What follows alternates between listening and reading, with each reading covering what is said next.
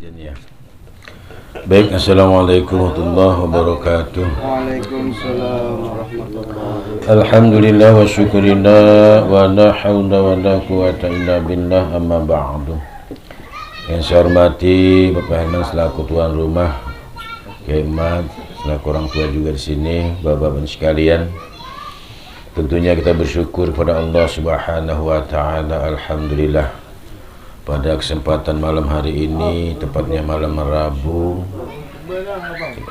kita semua masih diberikan nikmat oleh Allah, nikmat iman Islam serta sehat walafiat, sehingga kita hadir dalam melaksanakan rutin kita taqwa sugroh, yang kita bacakan kalimat tauhid, kalimat la ilaha illallah, yang insyaallah kalimat ini bisa kita hadiahkan kepada almarhum, dan insya Allah tidak mengurangi daripada nilai pahala kita kelak nanti kita akan masuk ke dalam kubur. Amin ya rabbal alamin. Karena salah satu yang bisa menerangkan kubur diantaranya kalimat la ilaha illallah. Dengan kalimat la ilaha illallah pun bisa menghapus kemiskinan. Kata Syekh Fakihani itu, beliau katakan setiap kita rutin masuk rumah, assalamualaikum, baca la ilaha illallah. Bahkan panjangkan kalimat la ilaha illallah itu bisa menghapus dosa besar. Bagaimana kalau nggak punya dosa besar, bisa menghapus dosa tetangga dan dosa saudara. Itu luar biasa kalimat tauhid itu. Maka nanti ketika kita dibundel pak amalan-amalan kita, maka ketika ditimbang segitu banyak amalan kita, ketika ditimbang dengan kalimat tauhid tidak ada apa-apanya.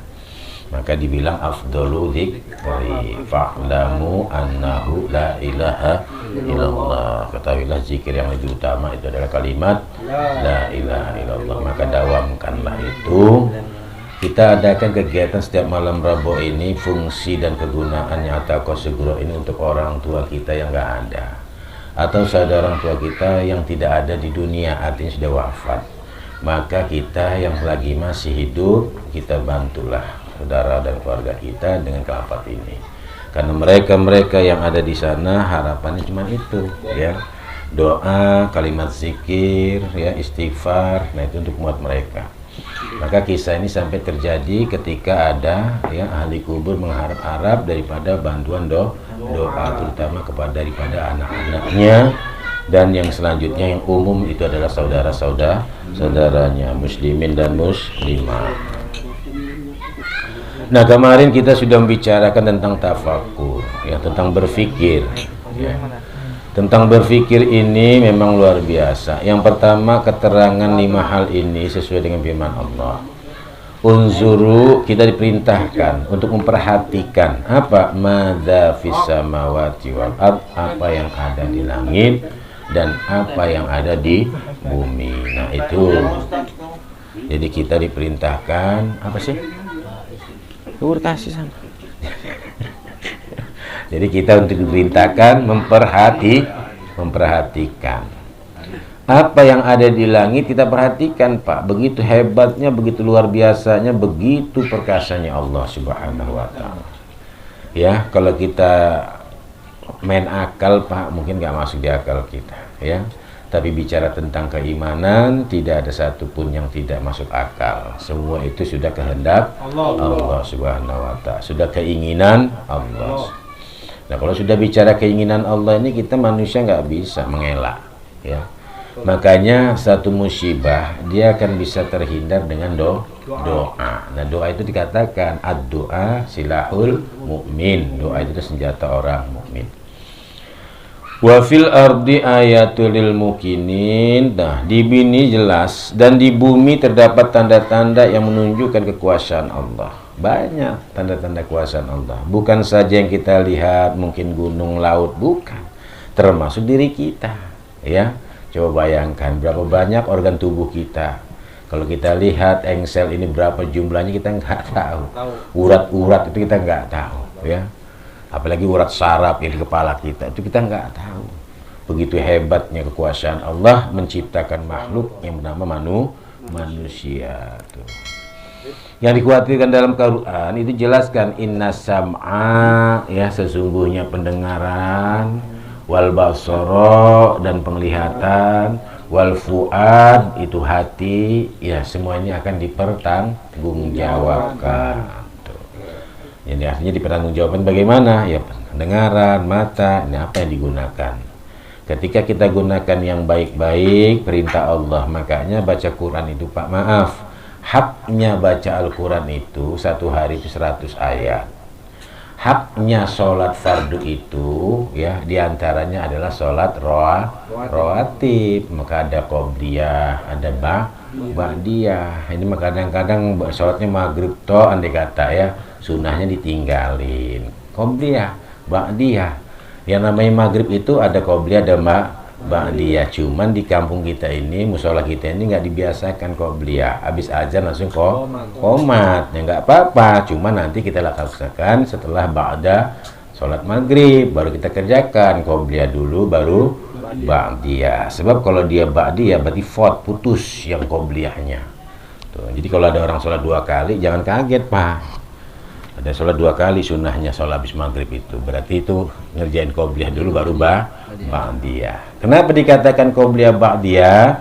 Setiap sholat yang ada ba'diyah pasti ada qobliyah. Nggak ada yang namanya sholat qobliyah nggak ba'diyah, nggak ada qobliyah itu nggak ada. Jadi yang sholat qobliyah ba'diyah itu maghrib, isya, zuhur, asar itu nggak ada qobliyah, nggak ada ba'diyah, yang ada sunnah asar tuh.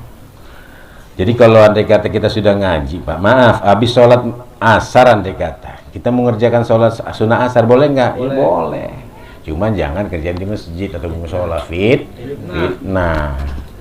Kok habis sholat asar ada ba'da asar? Nah, bukan ba'da asar di situ pengertiannya, usolli sunatal asri rakaata ini.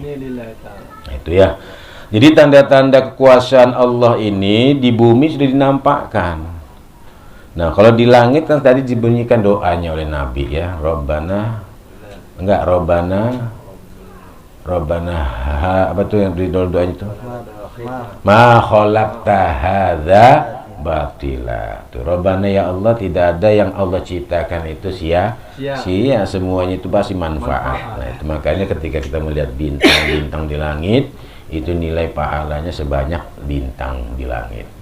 Tapi setelah kita doa itu, baca itu ya. Tuh. Bagi siapa Pak yang bisa menunjukkan kuasaan Allah, tadi terdapat tanda-tanda menunjukkan kuasaan Allah bagi orang-orang yang yakin. Kepada siapa? Kepada Allah.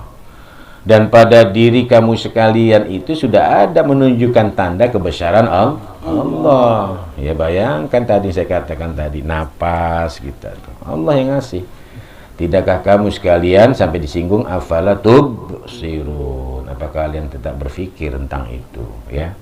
Sehari-harinya kita napas diberi oleh Allah, tapi kita nggak mau mendekat kepada Allah. Makan dikasih Allah, kita nggak mendekat kepada Allah ya. Nah, walaupun wasilahnya, oh ini mah dari manusia, bener Pak, wasilah itu mah antara tangan ke tangan itu, cuman rezeki Allah yang ngasih ya. Ya sama aja kayak Nabi Adam diciptakan itu dengan kalimat kun fayakunnya. Nah kalau kita nggak pakai kun fayakun, proses ibu bapak kita itu menunjukkan kuasaan Allah agar kita berpikir bahwa kita ini ada yang melahirkan siapa ibu kita, supaya apa? Supaya kita nggak durhaka sama orang tua. Oh iya ya Allah, perjuangan ibu itu ngelahirin itu sampai nangis, darah, nyawa, taruhannya, tiba-tiba udah tua kita gaplokin orang tua. Hati-hati gon. Ya, orang tua tuh keramat ya, maka sampai dikatakan lagunya keramat tuh orang tua. Susah Pak kita kalau durhaka sama orang tua. Jangankan lagi masuk surga, anginnya pun nggak dapet kalau kita durhaka sama orang tua. Itulah besarnya luar biasa Pak ya, ketika kita masih punya orang tua di dunia sama kita sudah nggak ada. Ketika kita ngasih dan manusia hidup dengan serta dia beliau nggak ada, tapi setelah pun dia tidak ada, tugas kita masih ada ya. Makanya nggak ada putusnya orang yang hidup dengan yang mati, terkecuali kalau dunia ini sudah diakhirkan, dia pas kiamat, maka di sanalah nanti terjadi di yaumil mahsyar itu nafsi tentang amal ya. Kalau nafsi tentang amal, kita ada amal itu enak, amal yang baik Pak maksudnya. Kalau amalnya nggak baik mah tetap aja prosesnya masuk ke dalam api neraka. Tapi kelebihan orang Islam ini itulah diantaranya masih banyak syafaat antara murid dengan guru, ya, antara orang mati syahid, antara haji yang mabrur, itu banyak Pak. Anak soleh, termasuk anak yang meninggal bayi, ya. Tapi itu kembali lagi, ya, tugas kita orang tua diakekahkan. Pertanyaannya, orang yang dunia kayak gimana Pak? Bener, itu anak kita di dunia, tapi belum kita miliki karena belum ada sertifikatnya. Tapi kalau ada sertifikatnya akikah, itu baru anak kita dunia akhirat. Bukan anak Allah, tapi masih dikuasain oleh Allah di situ. Wa sanurihim ayatina fil afaqi wa fi anfusihim hatta yatabayyana lahum annahul haq. Bahkan dalam Al-Quran yang lain, dan akan kami perlihatkan, kata Allah, kepada mereka tanda-tanda kebesaran Allah di alam semesta ini. Nah, ini alam Pak namanya. Kita bicara alam ini, langit dan bumi. Dan pada diri mereka juga jelas bagi mereka bahwa Allah itu benar, yang hak itu Allah. Sampai-sampai ada kalimat bi ahsanil hakimin. Yang sebenar-benarnya hakim, yang hak itu adalah Allah Subhanahu wa ta'ala. Makanya hukum di dunia Pak, kalau menerapkan hukum Islam tetap dia ada sanksi di hadapan Allah. Terkecuali, ya tadi kembali lagi, maka ada bahasanya, kalau gimana kalau hukum dunia dia sudah dilaksanakan tapi hukum Allah belum, seperti dia di penjara segala macam, tetap proses di sana tetap ada, ya. Tapi kalau dijalankan langsung hukum Islamnya, maaf, kayak mencuri dipotong tangannya, selesai, nggak akhirat, nggak ada lagi. Habis, cuman kan tangannya buntung Pak. Tapi anehnya itu kalau orang potong tangan di sana itu bulat Pak tangannya. Jadi memang penggalannya itu pas di pergelangan. Nah sudah itu kulit itu langsung nyelucut dioksin itu ke dalam. Jadi nggak ada istilahnya bengkak apa tuh, enggak. Jadi buntung di tulang gitu. Ya, jadi kalau di Mekah itu kita lihat itu kita nggak perlu nanya lagi udah. Tukang laming itu. Cuma kita nggak boleh ngomong kayak gitu. Di Mekah ngomong aneh-aneh, ngapain, sudah cukup tahu aja. Nah mereka itu kalau udah maling sini buntung, sebelah kiri buntung, itu 2 kali Pak, nunjukin 2 kali kakinya buntung, kan hilang. Jadi kalau sampai dua-duanya nggak ada, kaki nggak ada, wah udah tuh asli 4 kali itu gimana ceritanya. Ya kayak hukum zina segala macam itu kan rajam, ya, sudah itu dijilid, cambuk terus kali. Wa in ta'uddu ni'matallahi la tuhsuha. Tadi rujukannya ini ayat yang berkeyakinan itu yang pertama, dan kedua dan yang ketiga tentang syukur kita kepada Allah. Nah, apabila kamu hendak menghitung banyaknya nikmat Allah tuh yang telah Allah berikan kepadamu, nah kepada kita Pak, agar kamu sekalian mendapat kebahagiaan. Nah, itu tidak akan dapat menghitung nikmat Allah itu, ya. Ya, kalau kita menghitung nikmat Allah Pak, maaf ya, napas kita sehari-hari aja belum tentu kita bisa ngitungnya, ya kan? Dapat rezeki kita aja jarang kita ngitung-ngitung itu. Nah makanya pantaslah kalau kita ini meletakkan dahi kita dalam hati sujud kepada Allah, rasa terima kasih kita kepada Allah. Fadzkuru ala Allahi la'allakum tuflihun. Maka ingatlah kepada Allah kamu sekalian, dan akan nikmat-nikmat Allah yang telah diberikan kepadamu.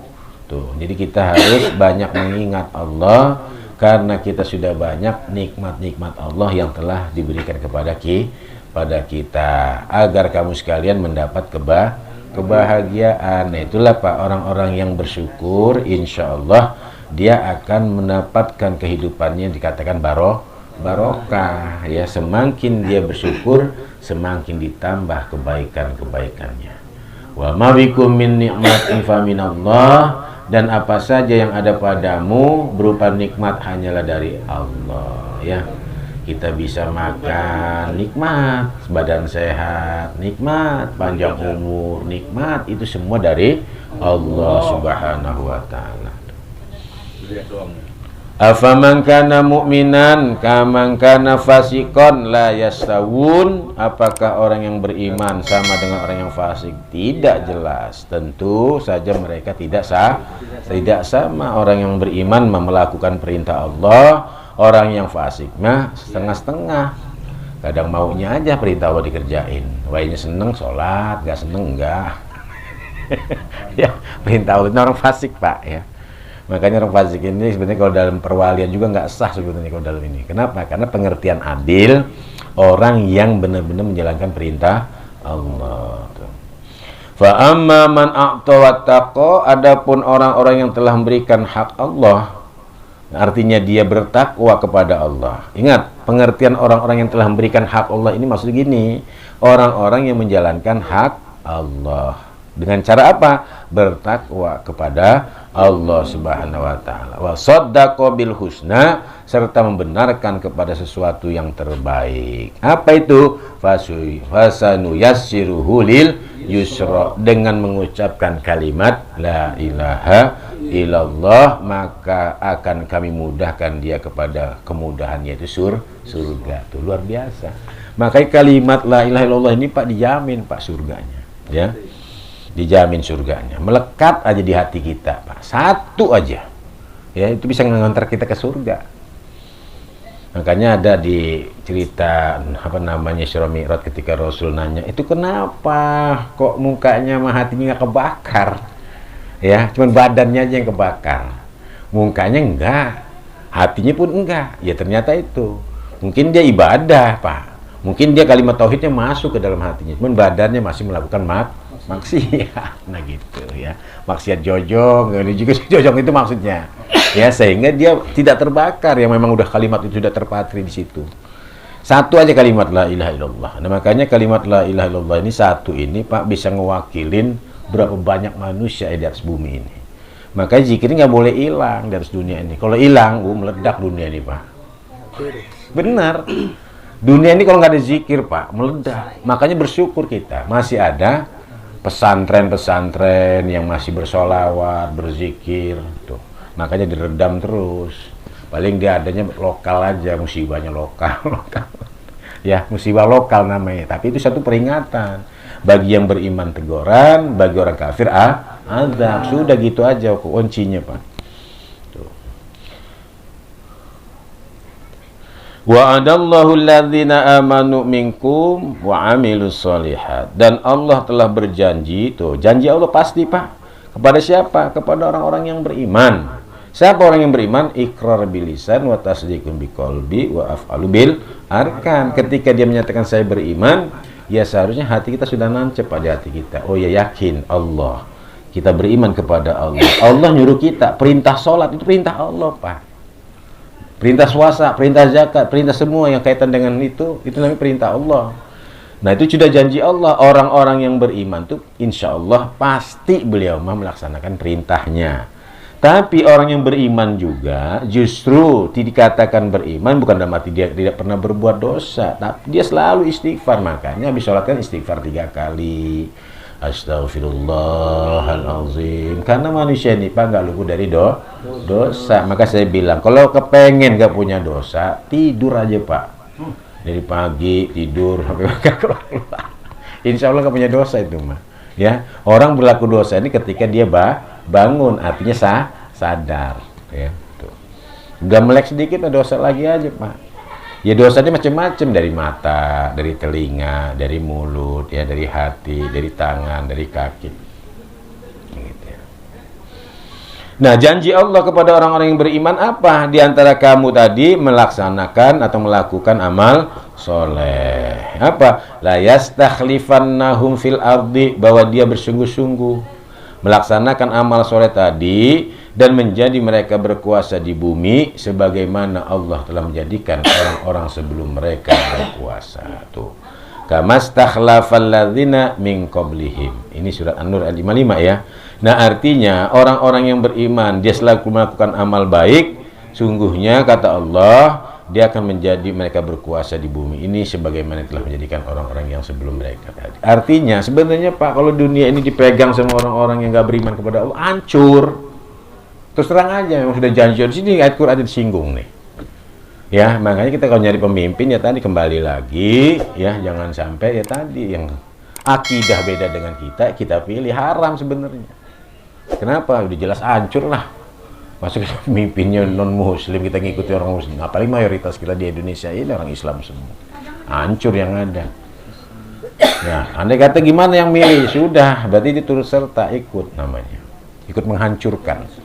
Maka di dalam satu keterangan itu ada dalam kitab ini bahwa yang namanya pemerintah ini, kalau dia ini salah, ya rakyatnya benar, ini hancur Pak.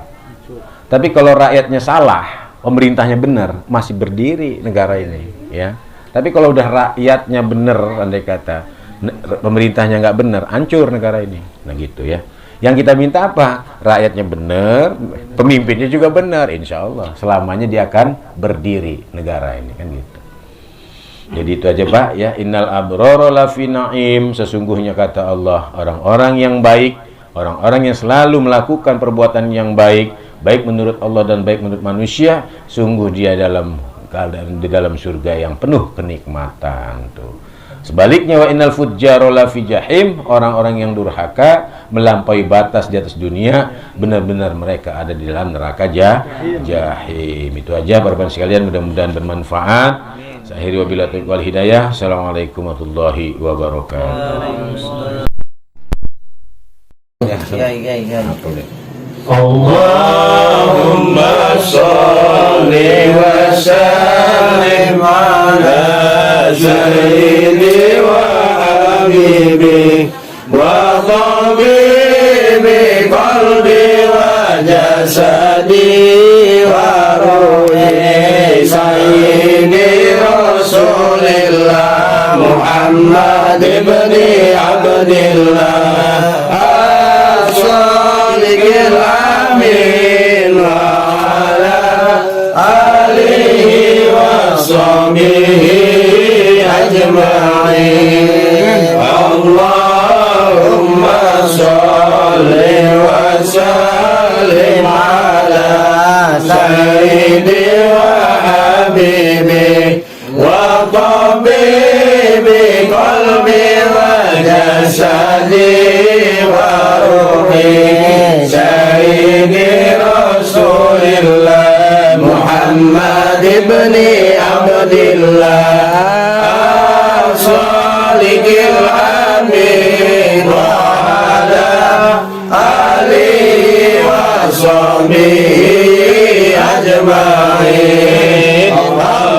Allahumma sholli wa sallim ala sayyidi wa habibi wa tabibi qalbi wa jasadi wa ruhi sayyidi Rasulillah Muhammad ibn Abdillah as-sadiqil amin wa ala alihi wa sahbihi ajma'in. Allahumma salli wa sallim ala sayyidina wa maulana Muhammad sallallahu alaihi wa ala alihi.